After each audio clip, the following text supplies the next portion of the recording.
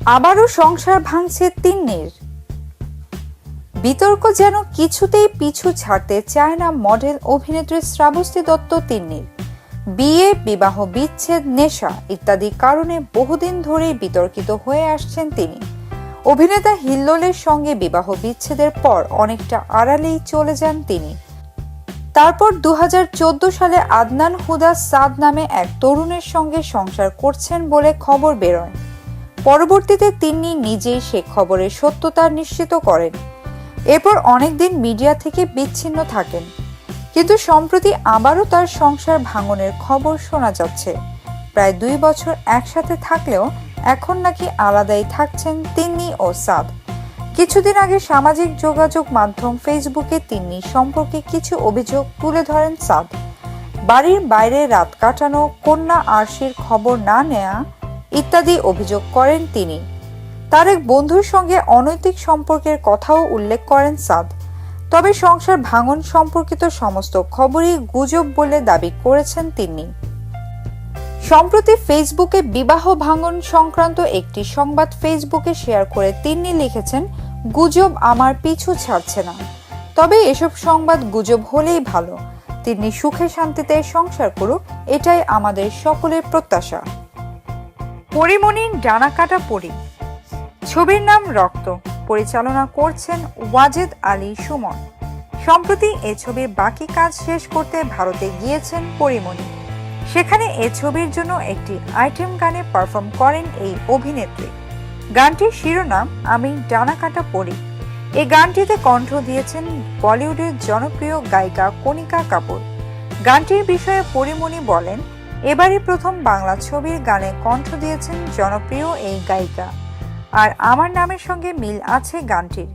কলকাতার একটি স্টুডিওতে এর দৃশ্য ধারণের কাজ হয়েছে। কোরিওগ্রাফি করেছেন বাবা যাদব। বড় বাজেটের এই গানটি দর্শকরা পছন্দ করবেন বলে আশা করছি। জাজ মাল্টিমিডিয়া ও এসকে মুভিজের প্রযোজনায় রক্ত ছবিটি আসছে কোরবানি ঈদে মুক্তি পাবে।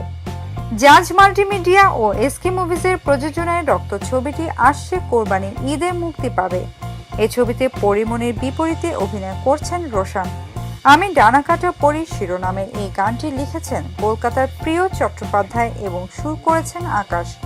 এদিকে এই ছবির বাইরে পরিমণির হাতে আরও রয়েছে বেশ কিছু ছবি। এরই মধ্যে ওয়াকিল আহমেদ পরিচালিত কত স্বপ্ন কত আশা ও শাহ আলম মণ্ডলের আপন মানুষ ছবির কাজ প্রায় শেষ করেছেন। এসব ছবি প্রসঙ্গে তিনি বলেন, আপন মানুষ ছবিটি মৌলিক কাহিনীর, কত স্বপ্ন কত আশা ছবিটি শুধু ডাবিং বাকি রয়েছে। এই ছবিগুলো শিগগিরই মুক্তি পাবে। এছাড়া গিয়াসউদ্দিন সেলিমের স্বপ্নজাল ছবিতেও কাজ করেছেন এই অভিনেত্রী। নাটক নির্মাণে কবরী। চ্যানেল আইতে প্রচারের লক্ষ্যে জাতীয় চলচ্চিত্র পুরস্কার প্রাপ্ত নায়িকা ও নির্মাতা কবরী একটি ধারাবাহিক নাটক নির্মাণের কাজ শেষ করেছেন। 13 পর্বের এই ধারাবাহিকের নাম আবার আসিব ফিরে। এতে প্রধান 4টি চরিত্রে অভিনয় করেছেন সোহেল রানা, কবরী, রিয়াজ ও অহনা। কবরী রচিত ও পরিচালিত ধারাবাহিক এই নাটকটি শিগগিরই চ্যানেল আইতে প্রচার শুরু হবে বলে জানান কবরী। এদিকে আসছে কোরবানির ঈদে একটি স্যাটেলাইট চ্যানেলের প্রচারের জন্য এরই মধ্যে কবরী নির্মাণ করেছেন একটি একক নাটক, নাম ভালো থেকো। এটি রচনা করেছেন আকাশ। এতে অভিনয় করেছেন রিয়াজ, সুমাইয়া, শিমু ও ইশিকা। কবরী বলেন, ধারাবাহিক নাটকটি কবে প্রচারে আসবে তা এখনো চূড়ান্ত হয়নি, তবে কাজটি ভালো হয়েছে, দর্শকের ভালো লাগবে, কারণ গল্পটি খুব চমৎকার। আর একক নাটকটিতে রিয়াজ, শিমু এবং ইশিকা খুব ভালো অভিনয় করেছে। আগামী ঈদে নাটকটি একটি স্যাটেলাইট চ্যানেলে প্রচার হবে। এদিকে এরই মধ্যে কবরীর দ্বিতীয় সিনেমা এই তুমি সেই তুমি নির্মাণ শুরু করার কথা ছিল। এ প্রসঙ্গে তিনি বলেন, সত্যি বলতে কি নাটক এবং চলচ্চিত্রের মধ্যে পার্থক্য অনেক। একটি চলচ্চিত্র নির্মাণের সঙ্গে অনেক দায় দায়িত্ব জড়িত, তাই আমি চলচ্চিত্রটি নির্মাণ শুরু করে আবার বন্ধ রাখতে চাই না। যখন শুরু করব যেন একবারেই তা শেষ করতে পারি, সেভাবেই ধীরে ধীরে প্রস্তুতি নিচ্ছি। কবরী জানান, তার সিনেমার জন্য আরিফিন শুভকে অনেক আগেই নায়ক হিসেবে চূড়ান্ত করে রেখেছেন। উল্লেখ্য, কবরী নির্মিত প্রথম চলচ্চিত্র ছিল আয়না। চলচ্চিত্রটি দর্শক মহলে বেশ প্রশংসিত হয়। সঙ্গীত শিল্পী কাজী শুভর ব্যস্ততা। শোনাবো মন পাজর যাহার লাগি, রসিক আমার সারাটি জনম এত কাছে গানগুলোর মধ্য দিয়ে শিল্পী হিসেবে সফলতা লাভ করেন কাজী শুভ। গান গাওয়ার পাশাপাশি সুরকার হিসেবেও সফল তিনি। তার সুরে এরই মধ্যে অনেক শিল্পীর কণ্ঠের গানই জনপ্রিয়তা পেয়েছে। অ্যালবামের পাশাপাশি স্টেজ শো নিয়েও সারা বছর ব্যস্ত থাকেন এই শিল্পী। গেল ঈদে সর্বাধিক গান নিয়ে শ্রোতাদের সামনে আসেন কাজী শুভ। এর মধ্যে নিজের একক অ্যালবামও তিনি প্রকাশ করেছেন। সিডি চয়েসের ব্যানারে রবিউল ইসলাম জীবনের কথায় প্রকাশ পেয়েছে তার নতুন একক দাগা। এই অ্যালবামে তার গান রয়েছে মোট 5টি। সব গানের সুর করেছেন কাজী শুভ আর সঙ্গীতায়োজন করেছেন রাফি। এ বিষয়ে কাজী শুভ বলেন, অনেকদিন পর নতুন একক অ্যালবাম করলাম, নিজের মনের মতো করেই করেছি এর গানগুলো। ঈদে এই অ্যালবামটি ছিল আমার প্রধান আনন্দ। খুব অল্প সময় হয়েছে এটি প্রকাশ হয়েছে, তারপরও অনেক ভালো সাড়া পাচ্ছি।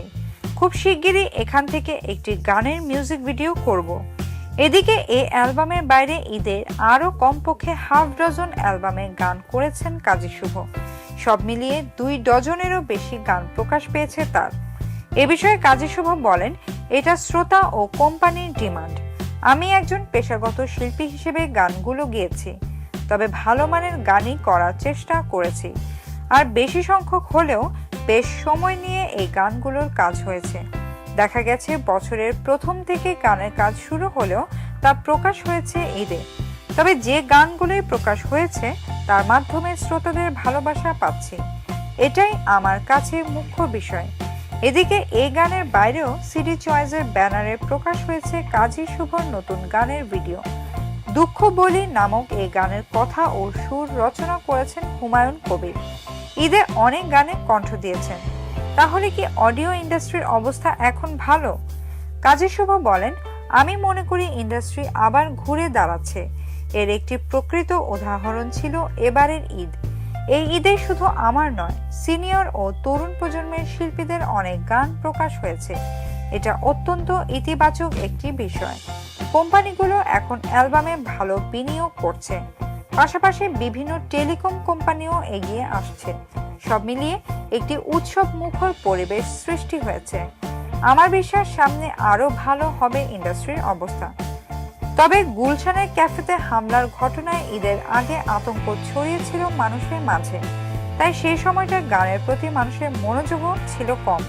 তাই এবার গত কয়েক বছরের মধ্যে সবচেয়ে বেশি অ্যালবাম প্রকাশ পেলেও গান সে অর্থে বের হয়ে আসেনি। এই গানগুলোকে আরো সময় দিতে হবে। অনেকেই বলছেন এখনকার গান দীর্ঘস্থায়ী হচ্ছে না, বেশি দিন মানুষের হৃদয়ে থাকছে না গান।